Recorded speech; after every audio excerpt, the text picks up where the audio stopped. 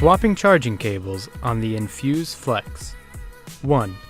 Unit should be laid flat on surface.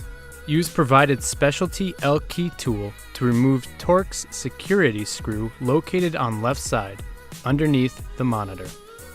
2.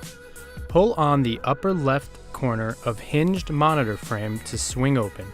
It is secured with a magnet. 3. Locate table to be replaced and follow it to one of the two corresponding USB hubs. Unplug the USB cable from the corresponding USB port. 4. Follow cable to the corresponding housing channel. Remove cable by first pushing the cord grip out of the hole, then lift the cable up through the channel.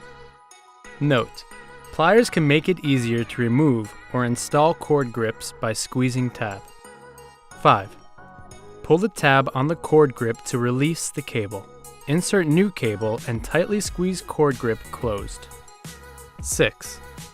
Slide the cable down through the channel and push cord grip into hole.